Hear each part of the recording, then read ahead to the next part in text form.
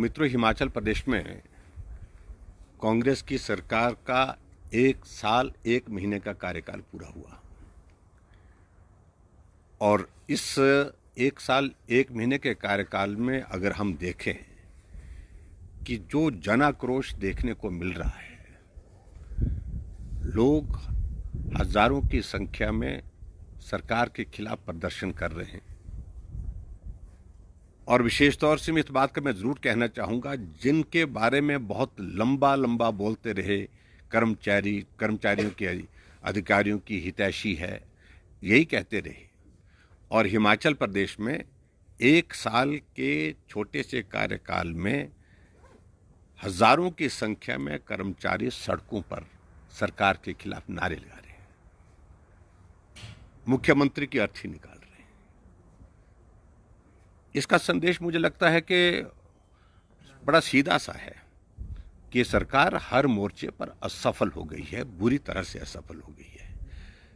और कर्मचारी, खासतौर से मैं जिक्र करूंगा इन दिनों में जो चल रहा है, जो जिनको समय पर सैलरी नहीं मिल पा रही है, इन मुद्दों को लेकर के कर्मचारी अब प्रश्न पूछ रहे हैं। हम तो कुछ नहीं कर रहे हैं, हम तो कुछ नहीं बोल रहे हैं, लेकिन जिनके साथ आपने वादे किए थे वही लोग आपको पूछ रहे हैं, तो उनका जवाब दीजिए। ये जवाब देना पड़ेगा। और इसलिए मैं ये कहूँगा कि हिमाचल प्रदेश में परिस्थिति इस प्रकार बन गई कांग्रेस सरकार की कि हकीकत अब उनको मालूम पड़ गई है। जो हमें कहते थे कि जयराम ठाकुर ने लोन लिया, 12 महीने में 12,000 करोड़ रुपए से ज्यादा ऋण ले लिया, और 13वां महीना अभी चला है, तो 13वें महीने में अभी 1,000 करोड़ रुपए और 1-2 दिन में लेने वाले हैं। और निश्चित रूप से हिमाचल प्रदेश में मैं इस बात को कहना चाहूंगा कि सबसे ज्यादा रफ्तार से ऋण लेने वाले मुख्यमंत्री के नाते किसी का अगर नाम होगा तो वर्तमान मुख्यमंत्री सुखविंदर सिंह सुक्खू का होगा। एक योजना जमीनी हकीकत के साथ जमीन पर उतर नहीं पाई 1 साल के कार्यकाल में, लेकिन हिमाचल प्रदेश में परिस्थिति ये हो गई, कर्मचारियों की पेंशन का विषय तो बात का विषय है, लेकिन सैलरी समय पर देने की स्थिति नहीं हो पा रही है। और इसलिए ये बहुत सारे विषय हैं जिन बातों को लेकर के सरकार के खिलाफ एक निराशा, नाराजगी का एक माहौल है।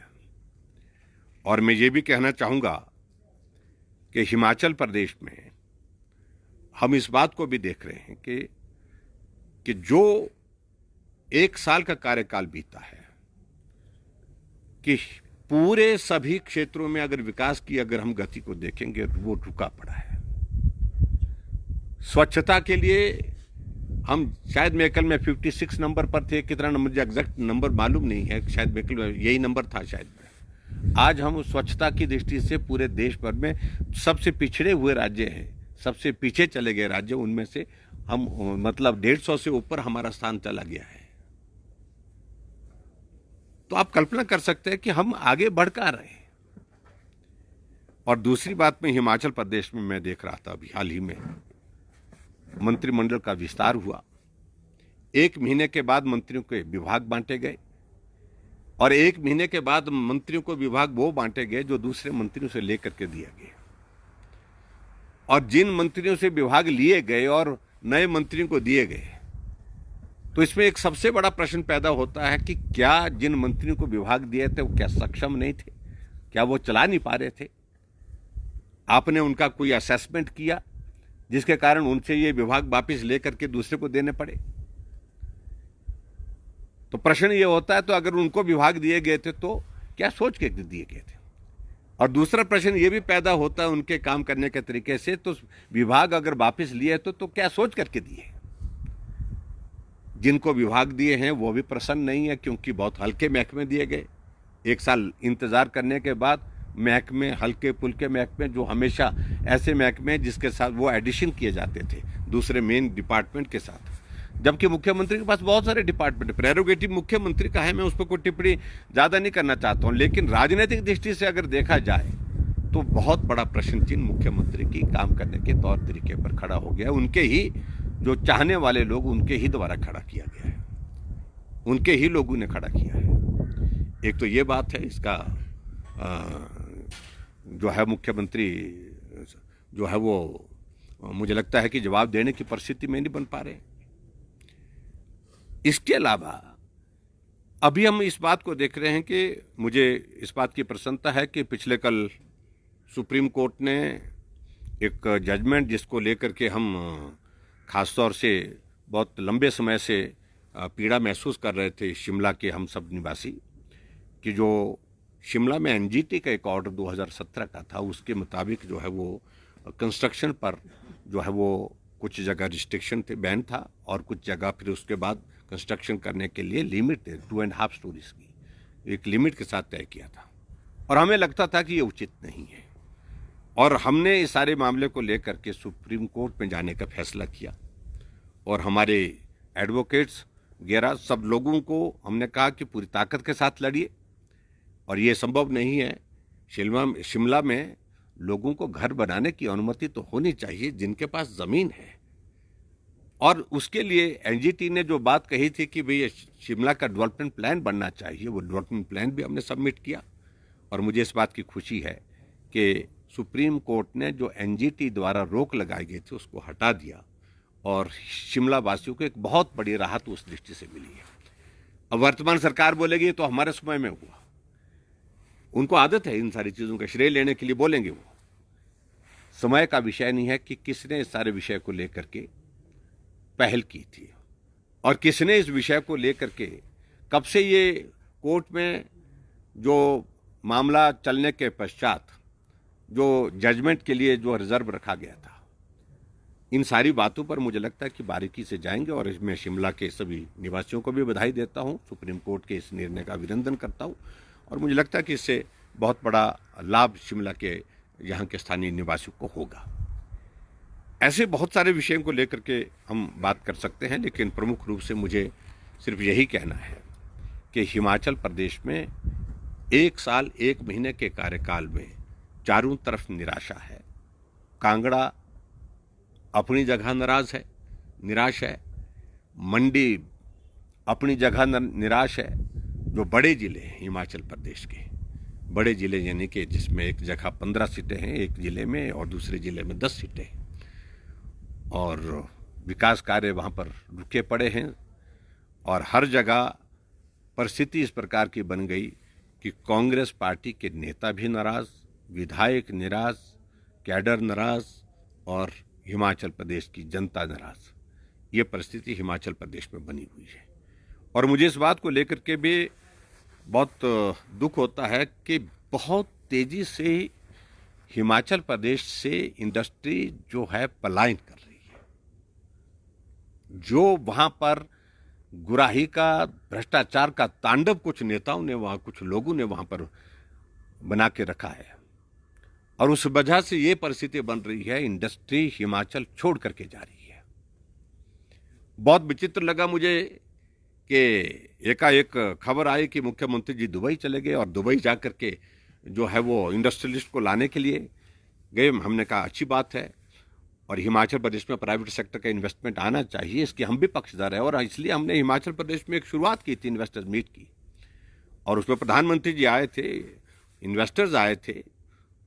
अनफॉर्चुनेटली बीच में कोविड का दौर आया, लेकिन उसके कारण बाधित हुआ, हमारा काम प्रभावित हुआ, लेकिन फिर भी एक पहल हिमाचल प्रदेश में की थी, और उसके बावजूद भी हिमाचल प्रदेश में MOU साइन हुए। उसके बाद एक साइजेबल इन्वेस्टमेंट लगभग मोर देन 40,000 करोड़ का हिमाचल प्रदेश में जो है वो MOU के माध्यम से, ग्राउंड ब्रेकिंग के माध्यम से शुरू हुआ था। और आज अगर हम पूछें, मुख्यमंत्री जी दुबई गए, कहा कि इन्वेस्टर्स को लाने के लिए गए थे और इन्वेस्टमेंट की बात करने के लिए गए थे।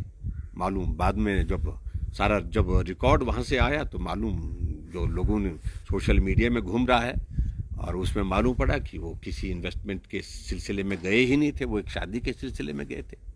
मुझे कोई आपत्ति नहीं, लेकिन प्रदेश का मुख्यमंत्री अगर विदेश जाते हैं तो उनको अपने जाने का रीज़न स्पष्ट करना चाहिए। मैं भी गया था, लेकिन हमारी एक एक चीज़ रिकॉर्डेड है।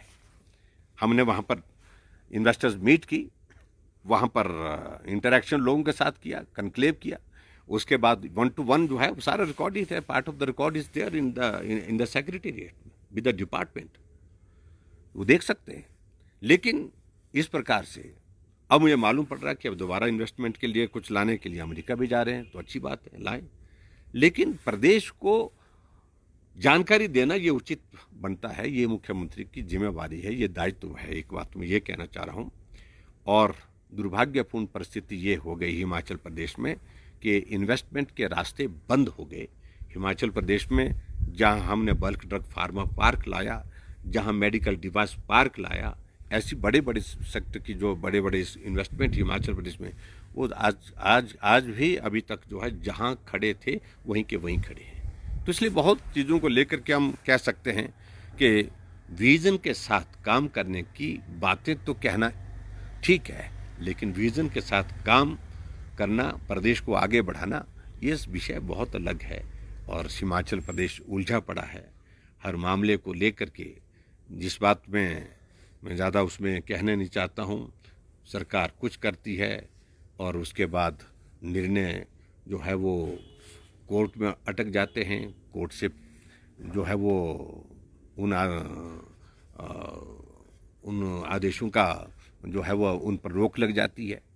तो उन सारी चीज़ों को लेकर के गंभीरता से जो सरकार की ओर से जो प्रयास होने चाहिए, मैं समझता हूँ कि कोई कोऑर्डिनेशन रह नहीं गया है।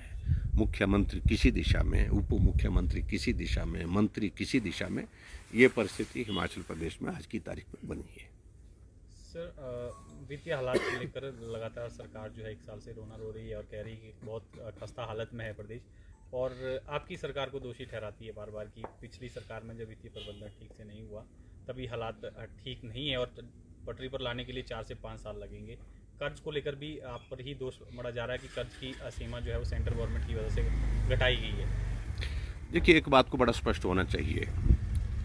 शुरू में 2-3 महीने 4 महीने तक समझ आता कि पूर्व की सरकार को दोषी ठहराना, उनको बोलते रहना उचित है।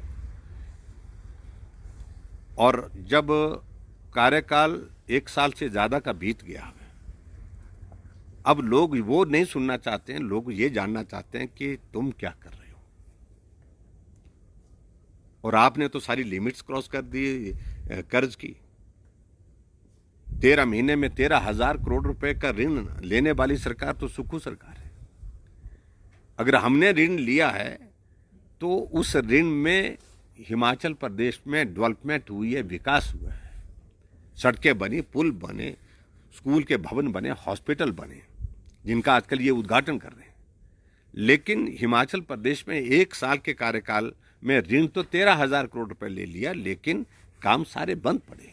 सड़कों का काम बंद, पुलों का काम बंद, हॉस्पिटल का काम बंद, और इस तरह से कहीं भी कोई डेवलपमेंट के काम नहीं हो पा रहे हैं।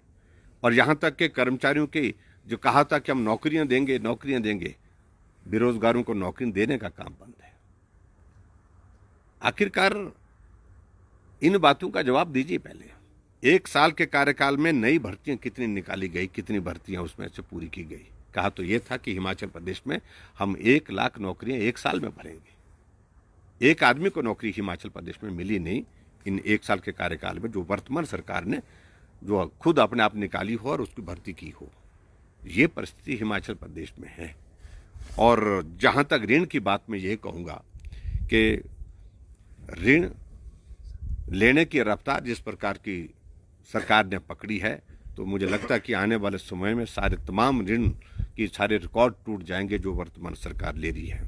जहाँ तक दोषी ठहराने की बात है कि केंद्र की बात है, केंद्र ने पूरे देश के लिए फॉर्मूला किया है। हिमाचल भी पूरे देश का हिस्सा है, एक राज्य है।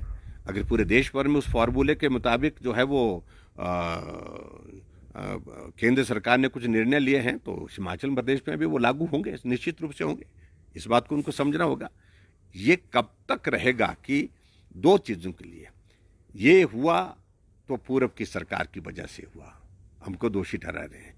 कुछ और नहीं हुआ तो उसके लिए केंद्र सरकार दोषी है।